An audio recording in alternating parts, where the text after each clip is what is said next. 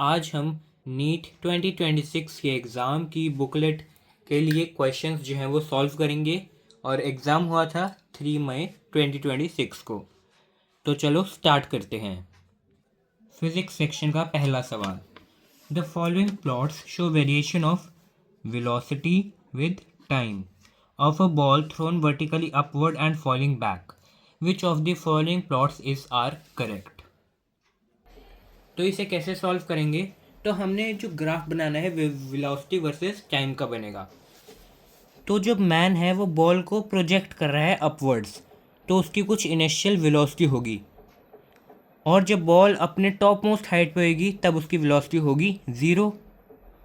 और उसके बाद उसकी डिसेंट जर्नी में बॉल के पास फिर से कुछ वेलोसिटी होगी, पर इस बार वेलोसिटी नेगेटिव में होगी। यहाँ पर टॉप पॉइंट से क्या हुई, काइनेटिक एनर्जी जो है वो बदल गई। एसेंट जर्नी में काइनेटिक एनर्जी पॉजिटिव थी और जब वो वापस आई तब काइनेटिक एनर्जी नेगेटिव हो गई। तो ग्राफ बनेगा ऐसा। पहले जब बॉल हमने प्रोजेक्ट करी तब बॉल के पास कुछ इनिशियल वेलोसिटी थी, टॉप मोस्ट पॉइंट पे वेलोसिटी 0 और उसके बाद नेगेटिव में। तो आंसर आएगा सी। तो अब स्टार्ट करते हैं second question. For a metal of work function 6.6 electron volt, which of the following wavelengths of incident radiation does not give rise to photoelectric effect? Take Planck's constant as 6.6 into 10 raised to power minus 34 joules per second.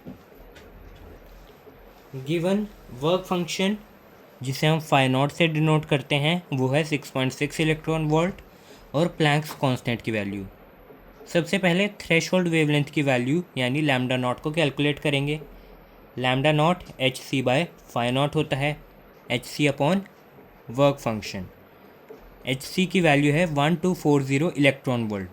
C speed of light और H Planck's constant दोनों को multiply करने पर ये value आएगी। Divide करेंगे 6.6 electron volt से जो कि वर्क फंक्शन था, तो हमें मिलेगी एक वैल्यू नैनोमीटर में जो कि है 187.88 नैनोमीटर। इसे नैनोमीटर में लेंगे क्योंकि क्वेश्चन में जितनी भी हमें वैल्यूज़ दी हैं वो सभी नैनोमीटर में हैं। अब इन सभी जो डिफरेंट इंसिडेंट वेवलेंथ्स जो हमें ऑप्शन में दी हैं इनको कंपेयर करेंगे। 50, 100 और 150 नैनोमीटर, ये सभी जो हैं 187.88 नैनोमीटर से कम है, इसलिए ये तीनों फ़ोटो इलेक्ट्रिक इफ़ेक्ट को राइज देंगी। और जो फोर्थ है 200 नैनोमीटर, इसकी इंसिडेंट वैल्यू जो वेवलेंथ की है वो है 187.88 नैनोमीटर से ज़्यादा, तो ये जो है फ़ोटो इलेक्ट्रिक इफ़ेक्ट को राइज नहीं दे पाएगी। वेरिफिकेशन के लिए हम इसकी एनर्जी को कैलकुलेट करेंगे। एनर्जी के लिए फॉर्मूला है H C by lambda. 1240 divided by 187.88 हमें मिलेगा 6.2 इलेक्ट्रॉन वोल्ट, जो कि 6.6 इलेक्ट्रॉन वोल्ट जो कि वर्क फंक्शन क्वेश्चन में दिया है उससे कम है। Therefore, it will be difficult to eject an electron from the metal surface. अगर हमें मेटल को इजेक्ट करवाना है तो कितनी एनर्जी चाहिए होगी जो कि 6.6 इलेक्ट्रॉन वोल्ट से ज़्यादा हो। और अगर हम यहाँ पे 187.88 की जगह यहाँ पे हम 50 नैनोमीटर, 150 या 100 लिखेंगे तो उसकी वैल्यू 6.6 से ज़्यादा होएगी। तो वो तीनों option photo electric effect show करेंगे और ये वाला ऑप्शन शो नहीं करेगा। तो यही आंसर है। Question number 3, the power of a crane which lifts a mass of 1000 kg to a height of 20 metre in 10 seconds is. इस क्वेश्चन में हमें पावर कैलकुलेट करनी है। पावर के लिए फॉर्मूला क्या रहेगा, mgh/t, जहाँ m है मास, g है 9.8 मीटर पर सेकेंड स्क्वायर, h है हाइट और t है टाइम। तो मास हमें क्वेश्चन में दिया है 1000 किलोग्राम, 9.8 मीटर पर सेकेंड स्क्वायर जी, और हाइट है 20 मीटर और टाइम है 10 सेकेंड्स। तो इन सब की वैल्यूज़ पुट करके हम इसे सॉल्व करेंगे। 0 से 0 कट हो गए। 9.8 इंटू 2 19.6 और 1000 के लिए किलोवाट, तो 19.6 kilowatt is the right answer. Question number 4, match list 1 with list 2। List 1 A, E is equal to H nu. E का मतलब एनर्जी, तो ए मैच करेगा एनर्जी ऑफ फोटोन से, ए का fourth. B diffraction and interference, जो कि हमने पढ़ा था वेव ऑप्टिक्स में, क्योंकि ये चीज़ें एसोसिएटेड हैं with wave nature of light, तो बी को मैच करेंगे 3 से। C is lambda is equal to H by P, lambda is wavelength and this is for de Broglie's wavelength. And Compton's effect is associated with particle nature of light. So the right answer is fourth option, A4, B3, C1 and D2. The magnitude and direction of the acceleration produced in a body of mass 5 kg when two mutually perpendicular forces of 8 Newton and 6 Newton act on it are respectively. तो सबसे पहले हमें magnitude निकालना है उस force का, मतलब acceleration का मैग्नीट्यूड निकालना है, उसके बाद उसकी डायरेक्शन निकालनी है। तो इसे हम ऐसे सॉल्व करेंगे। According to Newton's law of motion, second law, force is equal to mass into acceleration. Mass हमें 5 kg गिवन है, फोर्स हम नेट निकालेंगे क्योंकि जो ऑब्जेक्ट है उस पर 2 म्यूचुअली परपेंडिकुलर फोर्स लग रहे हैं, एक 6 न्यूटन का और एक 8 न्यूटन का।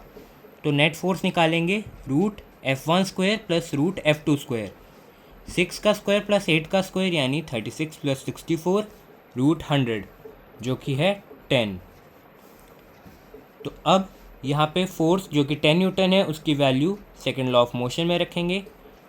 10 newton is equal to 5 kg into acceleration. यहाँ से एक्सेलरेशन आएगा 2 मीटर पर सेकेंड स्क्वायर। तो अब हम कैलकुलेट करेंगे डायरेक्शन कि एक्सेलरेशन की डायरेक्शन क्या है।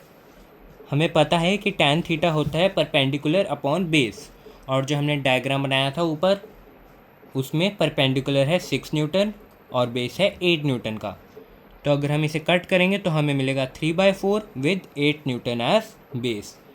तो यही हमारा आंसर होगा, एक्सेलरेशन 2 मीटर पर सेकेंड स्क्वायर और direction 3/4 with 8 Newton as base. Question number 6. The sum of kinetic and potential energy of a simple pendulum bob is 0.02 joule. The speed of the simple pendulum bob at equilibrium position is approximately. Consider mass of the bob is equal to 20 gram. Answer. तो ये है हमारा एक pendulum, simple pendulum, जिससे हमने एक Bob लटका रखा है। तो यहाँ पर ये है इसकी मीन पोजीशन, और यहाँ पे ये इसे हम कहते हैं एक्सट्रीम पोजीशंस, और मीन पोजीशन को ही हम इक्विलिब्रियम पोजीशन भी कहते हैं। तो इक्विलिब्रियम पोजीशन पर sum of potential energy plus kinetic energy जो हमें दे रखा है वो है क्वेश्चन में 0.02 joule. At equilibrium potential energy will equal 0। Mean position यानी इक्विलिब्रियम पोजीशन पर पोटेंशियल एनर्जी होती है 0 और काइनेटिक एनर्जी होती है मैक्सिमम, और एक्सट्रीम्स पर काइनेटिक एनर्जी 0 और पोटेंशियल एनर्जी मैक्सिमम। तो हम ऐसे लिख सकते हैं कि 0.02 joule is equal to kinetic energy के लिए हाफ mv² प्लस 0। तो अब हम v² के लिए वैल्यू सॉल्व करेंगे। मास हमें क्वेश्चन में गिवन है 20 ग्राम, v² 0.02 into 2 divided by m, m है 20 ग्राम, यह ग्राम्स में गिवन है और हमें किलोग्राम में करना है SI यूनिट्स के लिए, तो इसे 1000 से ऊपर डिवाइड कर देंगे। तो जब हम इसे पूरा सॉल्व करेंगे तो हमें मिला v² की वैल्यू 2 के बराबर, पर हमें निकालना क्या है v, तो v हो गया √2 और √2 होता है 1.41 मीटर पर सेकेंड, और यही हमारा आंसर है। बाकी क्वेश्चंस को देखने के लिए चैनल को सब्सक्राइब करें और चैनल को विज़िट करें।